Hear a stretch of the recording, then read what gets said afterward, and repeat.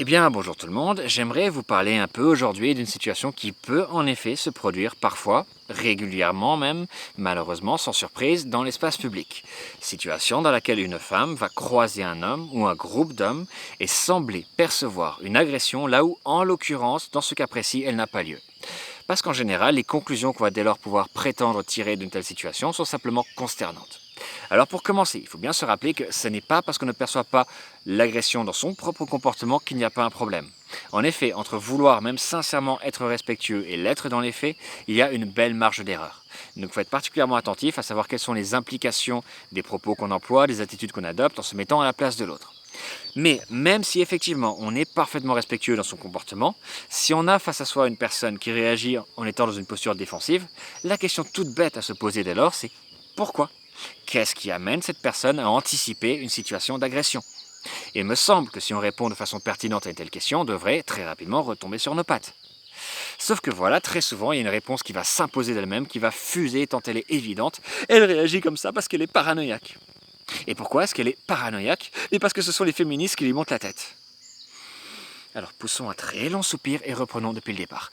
Essayez de vous imaginer que, pour vous démontrer qu'un enfant ne subit pas de violence, je me tienne face à lui, j'exécute un geste brusque, ce face à quoi l'enfant a le réflexe de se protéger. Et là je vous dis, vous voyez bien qu'il n'y a pas de problème, le problème est juste dans sa tête à lui, il voit les agressions là il n'y en a pas, donc ça prouve qu'il est paranoïaque, et puisqu'il est paranoïaque, il ne faudra surtout pas prêter attention à ses propos si jamais il vient témoigner de violences qu'il peut subir par ailleurs. C'est sûrement que quelqu'un lui monte la tête.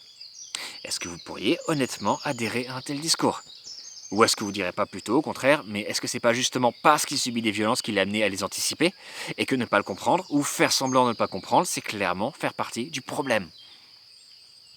Eh bien, c'est exactement la même chose avec les femmes dans l'espace public. Si à un moment donné elles se retrouvent dans une posture défensive, ce n'est jamais que la conséquence du fait qu'elles en ramassent plein la gueule au quotidien chaque jour de leur vie. Et que curieusement, oui, à force de subir les humiliations quotidiennes, le harcèlement, les microagressions, les agressions, elles sont un peu sur les nerfs. Ah bah, ça dit donc, c'est surprenant ça. Et là, on va trouver le moyen d'utiliser la conséquence des violences qu'on leur fait subir pour remettre en question la réalité même de ces violences, en utilisant des contre-exemples bien spécifiques. Ah, dans ce cas-là, vous voyez bien qu'il n'y a pas d'agression, donc ça prouve qu'il ne faut surtout pas prendre au sérieux la parole des femmes. Donc on explique déjà qu'il n'y a pas de vrai problème d'harcèlement, de violence sexuelle. Non, c'est pas vrai. On balaye tout ça du revers de la main, c'est juste de leur tête à elles. Comme ça c'est fait. Dans la foulée, on explique que le problème en question, c'est un problème d'ordre médical. Parce que oui, bien sûr, on va parler de parano dans le sens commun de méfiance excessive. Mais il ne faut pas oublier que la paranoïa, à la base, c'est un trouble mental, d'accord? Un problème médical. Donc là, il s'agit de psychiatriser les femmes. Et comme c'est quelque chose qu'on leur fait largement subir de manière générale, on pourrait même parler de tradition historique, il faut y faire d'autant plus attention. Et puis dans la foulée, on va également expliquer que ce sont les hommes les victimes, parce que vous comprenez, les pauvres, on les soupçonne, on les accuse, alors qu'ils sont gentils et que pas tous les hommes. Alors bon, d'accord, ça peut être un peu désobligeant de faire l'objet d'un soupçon, d'une méfiance, mais enfin, ça n'est jamais qu'un effet très secondaire des violences que les femmes subissent. Hein, donc ce sont les femmes les premières victimes, de très loin, sans comparaison possible. On est d'accord? Et dans la foulée, on va expliquer que tout ça, c'est bien sûr la faute des féministes. Ben voyons. Mais alors, les gens, je ne sais pas si c'est clair pour tout le monde, mais si on a un problème avec le fait d'être perçu comme un agresseur potentiel parce que c'est douloureux pour l'ego ou je ne sais pas quoi, dans ce cas, la meilleure chose à faire, une fois de plus, c'est d'attaquer le mal à la racine. Lutter efficacement contre les violences sexuelles, c'est-à-dire le harcèlement, les agressions sexuelles, le viol, etc. Ou tout au plus, si on ne s'en sent pas vraiment la motivation, laisser les personnes qui s'en chargent déjà le faire, sans tout mettre en œuvre pour les discréditer autant que possible. Et or, les personnes qui sont déjà en train de s'en charger, ce sont justement les féministes qui sont engagées en première ligne contre les violences sexuelles. Donc là, on trouve le moyen de mettre sur le dos des féministes la responsabilité du mal qu'elles sont les premières personnes à combattre. C'est simplement sidérant. Votre affaire, là, c'est comme venir expliquer, mais enfin, faut arrêter avec les mouvements de protection de l'enfance, on peut même plus s'approcher d'un enfant sans qu'il ait peur, c'est parti trop loin. Mais on marche sur la tête. Alors, si on tient de tels propos, ça peut s'expliquer de deux manières.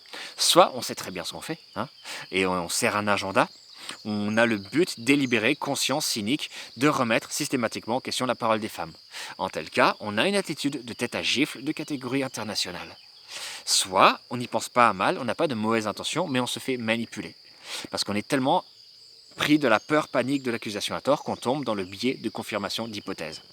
Parce que si on part de l'hypothèse selon laquelle les femmes disent la vérité lorsqu'elles parlent des violences qu'elles subissent au quotidien, parce que manifestement non, c'est pas suffisamment visible, euh, Donc il y a un degré d'aveuglement qui est sidérant, puisqu'on n'est même pas capable de voir ces choses-là qui pourtant crèvent les yeux.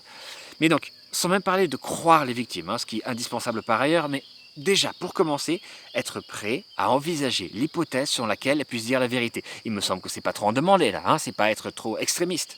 Mais déjà, ça peut faire pencher la balance dans un premier temps. Parce que dès lors, lorsqu'on voit qu'une femme est dans une posture défensive, eh ben, on y voit la validation de cette hypothèse.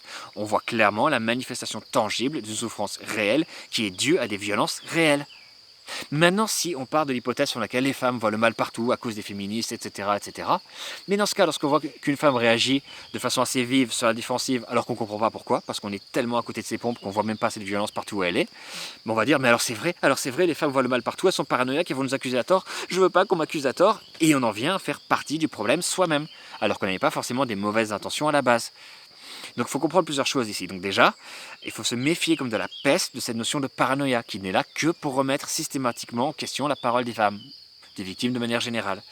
Il faut également comprendre que on n'a pas à tout prendre personnellement pour soi, c'est pas ça la question. Et justement, si on comprend beaucoup mieux la situation des femmes, on a au moins un très très léger avantage, c'est qu'on arrête de tout prendre pour soi. On va pas se dire mon Dieu, c'est moi qu'on accuse personnellement. C'est pas ça dont il est question.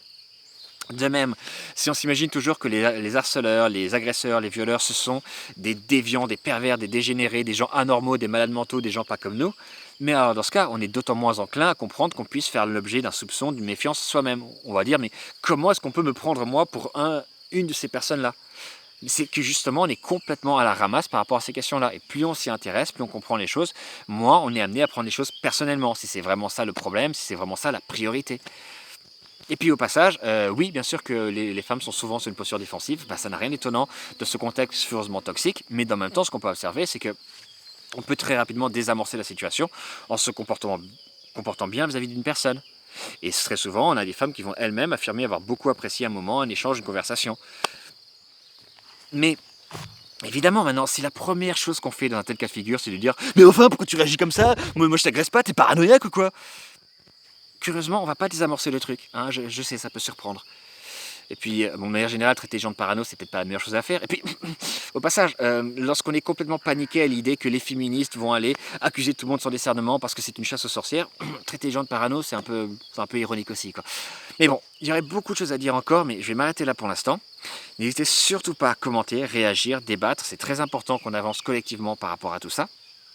En attendant, je vous remercie du fond du cœur pour votre écoute et je vous dis à la prochaine fois. Et d'ici là, prenez bien soin de vous.